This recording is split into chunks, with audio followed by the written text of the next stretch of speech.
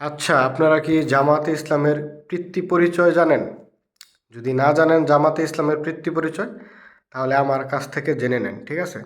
1971 সালে পাক হানাদার বাহিনীরা বাংলাদেশে যেসব নারীদেরকে ধর্ষণ করছিল, তাদেরকে প্রেগনেন্ট করছিল, ওখান থাইকা যারা জন্ম নিছে, পাক হানাদার বাহিনী দ্বারা ধর্ষিত নারীর গর্ভ থেকে যারা জন্ম নিছিল, তারাই হচ্ছে জামায়াতে ইসলাম, ঠিক আছে?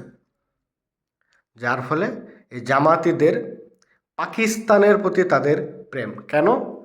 পাকিস্তান হইতেছে তাদের আব্বা। কারণ পাকিস্তানিরা তাদের মাকে ধর্ষণ করে তো তাদেরকে জন্ম দিছে, ঠিক না? এই জন্য পাকিস্তানিরা তাদের আব্বা, ঠিক আছে? এই জন্য পাকিস্তানের প্রতি তাদের অনেক প্রেম, ঠিক আছে? 30 লক্ষ মানুষকে নৃশংসভাবে হত্যা করছে, 5 লক্ষ নারীকে ধর্ষণ করছে। এমনও নিউজ আছে বাংলাদেশে মানে একজন নারীকে 70 থেকে 80 জন পাক হানাদার বাহিনী গ্যাং রেপ করছে।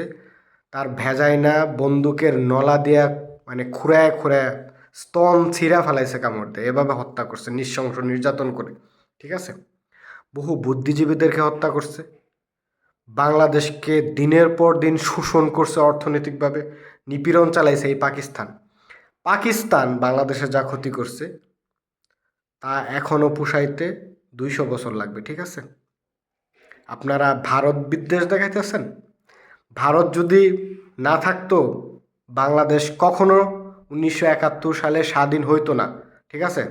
আমি আপনাদের মতো গণ্ডমূর্খ অকৃতজ্ঞ মানুষ নই, ঠিক আছে? মুক্তিযুদ্ধের ক্ষেত্রে ভারতের ভূমিকা আছে, এটা অস্বীকার করা যাবে না।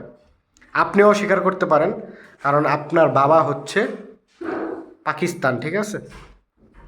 আপনারা ভারত বিদ্বেষ দেখাইতেছেন, ভারত এই করে ফেলাইছে সেই করে ফেলাইছে, নানান সমস্যা দেখাইতেছেন, আর কিছু না। এটা শুধুমাত্র ধর্মীয় বিদ্বেষ ভারতের সাথে আপনাদের।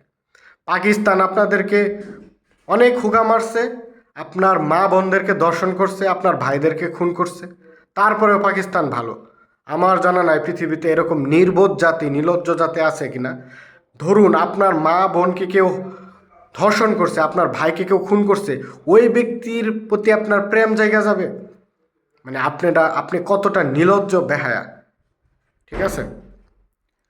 পাকিস্তান যতগুলা নিরীহ সাধারণ বেসামরিক মানুষকে হত্যা করছে, ইন্ডিয়া কয়টা মানুষকে? ইন্ডিয়ার যে মানে সেনাবাহিনী আছে তারা কি বাংলাদেশে আইসা নিপীড়ন চালাইছে? হাজার হাজার মানুষকে গুলি করে হত্যা করছে, নিরীহ মানুষকে, নারী শিশুকে হত্যা করছে। বর্ডারের দু একটা ঘটনা দিয়ে আপনি মানে সেটা বলেন যে মাইরা ফেলাইছে। বর্ডারে কাদেরকে মারা হয়? বর্ডারে যেখানে বলাই আছে এখানে যাওয়া নিষেধ, অবৈধভাবে ঢুকা যাবে না, আপনি আইন বহির্ভূত কাজ করতে যান কেন? বর্ডারে যারা মারা পড়ে বেশিরভাগই হইতেছে ইলিগেলভাবে ওখানে ঢুকে, ঠিক আছে? ইলিগেলভাবে। এখন কি ইন্ডিয়ার ফোর্সরা, ইন্ডিয়ার বিএসএফ ওরা কি বাংলাদেশে আয়াম মানে ইচ্ছা করে আয়া মানুষ সাধারণ নিরীহ জনগণকে আইসা গুলি করে মারতেছে? আপনারা ক্রাইম করতে যান কেন? এখন ঠিক আছে, এটা মানবাধিকার লঙ্ঘন আমি মানলাম। আমি যদি ধরে নেই ভারত ও বাংলাদেশের ক্ষতি করছে, যদি কম্পেয়ার করা হয় বাংলাদেশ এবং পাকিস্তানের সাথে, পাকিস্তান যেই ক্ষতি করছে সেটা 200 বছরেও বাঙালি সেই ক্ষতিপূরণ পুষাইতে পারবে না, ঠিক আছে? সো সব কিছু ধর্ম দিয়ে চিন্তা করবেন না, ঠিক আছে? পাকিস্তান আপনার মুসলমান ভাই দেখে আপনাকে হুকা মারবে তাও ভালো, মানে তবুও ভালো, পাকিস্তান তবুও ভালো ভারতের চাইতে।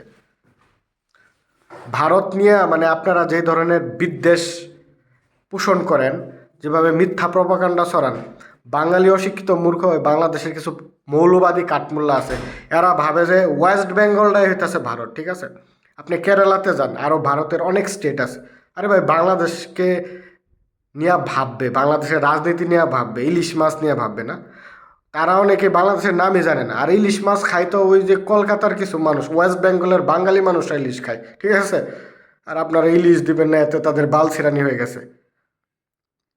প্রতিবেশীর সাথে সবসময় সুসম্পর্ক রাখতে হয়, প্রতিবেশী যতই খারাপ হয়। এটা হইতেছে বুদ্ধিমানের কাজ, শিক্ষিত সভ্য মানুষের কাজ, ঠিক আছে? একজন সভ্য মানুষ কখনোই প্রতিবেশীর পাশায় আঙ্গুল দিতে যাবে না, ঠিক আছে? আপনার প্রতিবেশী যতই খারাপ হোক, আপনি যদি ইন্টেলিজেন্ট মানুষ হন, আপনি যদি কৌশলী মানুষ হন, প্রতিবেশীকে সবসময় কনভিন্স করে রাখবেন, এটাই হচ্ছে ব্যাপার।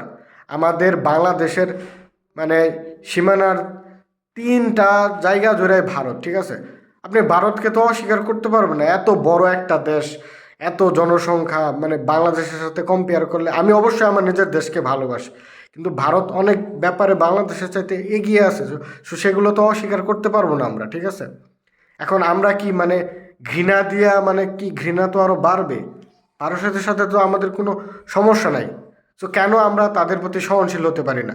একটাই কারণ, সেটা হচ্ছে ভারত ওই হিন্দু প্রধান দেশ, ওরা তো মুসলিম না, এই জন্য তাদের সাথে বন্ধুত্ব করা যাবে না। কারণ আপনাদের মূল্যরা তো বলছে হিন্দুদের সাথে বন্ধুত্ব করা যাবে না, হিন্দুরা খারাপ, ঠিক আছে? একমাত্র আপনারাই পৃথিবীর ভিতরে সবচাইতে সভ্য শিক্ষিত জ্ঞানী, ঠিক আছে? এটা তো আমরা জানি। আপনাদের দেশগুলা মানে ইসলামিক ইসলামিক দেশগুলা, ইসলামপন্থীরা, তারা ইসলামের চর্চা করে কতটা আগে গেছে বর্তমান পৃথিবীতে। পৃথিবীতে আপনারা বৈষম্য তৈরি করতেছেন, মানুষের ভিতরে ঘৃণা বিভাজন তৈরি করতেছেন, আর কিছুই না। সব কিছু ধর্ম দিয়ে বিবেচনা করবেন না, ঠিক আছে? আপনি বলেন ভারত বন্যা দিয়ে দিছে, এটা দিয়ে দিছে, সেটা দিয়ে, আরে ভাই রাজনীতি, আপনি কি ভৌগোলিক জ্ঞান আছে? পড়াশোনা করেন, ন্যাচারাল সিস্টেম, ন্যাচারাল ইকোসিস্টেম বুঝেন আপনি? এবার বন্যা হয়েছে প্রাকৃতিক কারণে, ভারতের জন্য কোনোভাবেই দায়ী না। কিছু মিথ্যা বানোয়াট নিউজ চ্যানেল মিথ্যা প্রপাগান্ডা করছে। যারা একটু পড়াশোনা করে, যারা একটু সচেতন, যারা এগুলা তথ্য রাখে, তারা এইসব ব্যাপার জানে, ঠিক আছে? ভারতেও তো বন্যা হয়েছে, ভারতেও তো বন্যা হয়ে বাইশে, যখন বন্যা হবে তখন তো মানে ভারতের বাবারও শক্তি নাই পানি আটকে রাখার জন্য, ভারতই ডুবে যাবে, এটা নর্মাল, ঠিক আছে? শুধুমাত্র এই মোল্লা কাঠমোল্লা অশিক্ষিত বর্বররা, এরা মানুষের ভিতরে ঘৃণা বিদ্বেষ ছড়ায়, মানে মানুষের কিভাবে হানাহানি করা যায়, মানুষের সাথে মানুষের কিভাবে শত্রুতা বাড়ানো যায়, এটাই সারাদিন তাদের কাজ, ঠিক আছে? সব সময় মানে ওয়াজ মাহফিলে মানে মুসলমানরাই সর্বশ্রেষ্ঠ, ইসলাম সর্বশ্রেষ্ঠ, আর সব বুয়া, আর কোনো মানুষ, আর পৃথিবীর আর কোনো মানুষই না তাদের কাছে, সবাই খারাপ, ঠিক আছে?